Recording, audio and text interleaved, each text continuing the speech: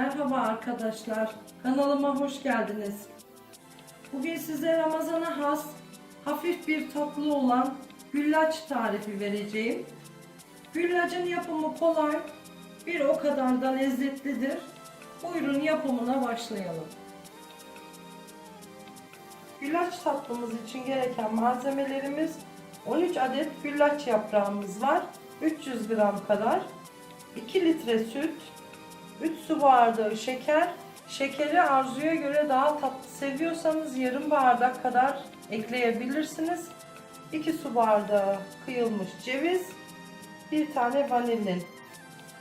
Öncelikle şekerimizi sütümüzün içerisine alalım ve bir taşım kaynatalım. Sütümüz kaynadı. Şimdi altını kapatıyorum. Şekerimiz de eridi çoktan.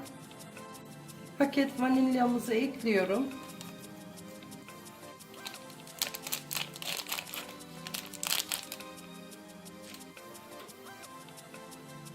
Şimdi bir 10-15 dakika biraz ılımaya bırakıyorum. Sütümüzü ılıttık arkadaşlar ama ılıktan sıcak oldu süt. Mutlaka ılıktan sıcak olacak. Böyle sütümüzü döküyoruz, yaprağımızı alıyoruz. Tepsimizin içerisine tekrar süt döküyoruz.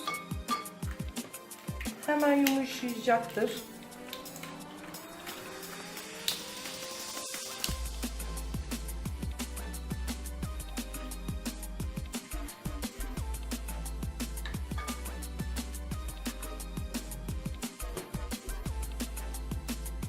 Bakın hemen yumuşadı.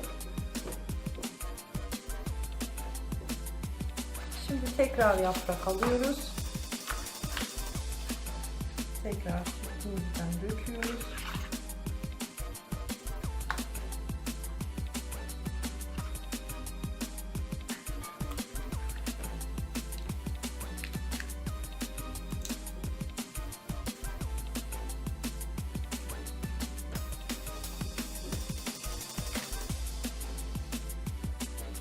Şimdi 7 tane yaprağımızı koyduk.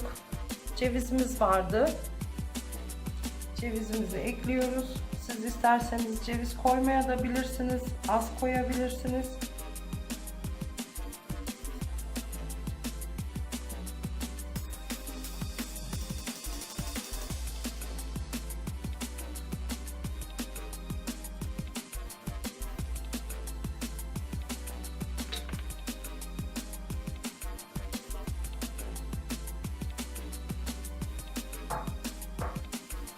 Şimdi tekrar kalan 7 tane yaprağımızı aynı şekilde üzerine koyup sütümüzü ilave edeceğiz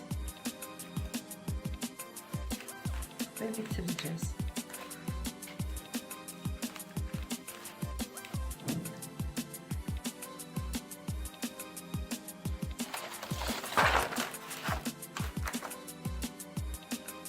Son yaprağımızı da koyuyoruz arkadaşlar.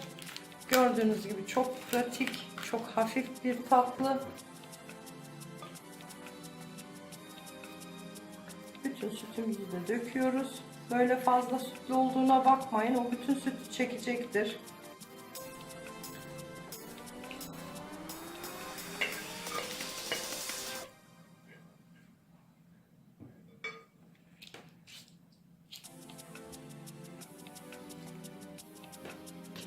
Şimdi 1 saat dinlendirmeye bırakıyoruz.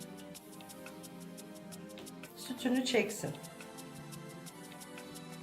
Güllacımız dinlendi, sütünü çekti. Şimdi kare kare keseceğim.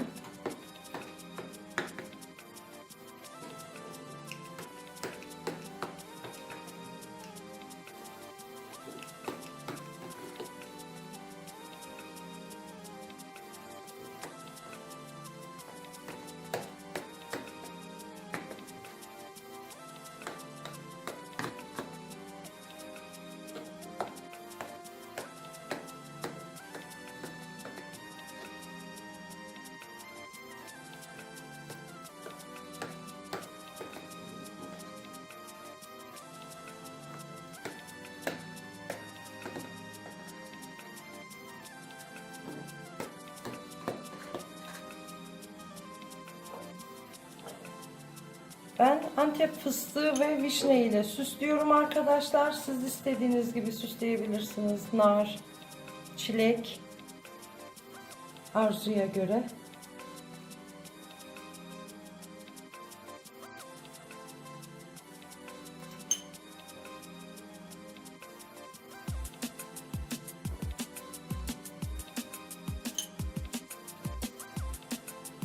Güllacımızın süslemesini de bitirdik arkadaşlar. Servise hazır. Yapanlara şimdiden afiyet olsun. Bir de böyle alayım, altı gözüksün. Bakın kuru değil, sütü var hala. Sütünü de görüyorsunuz burada.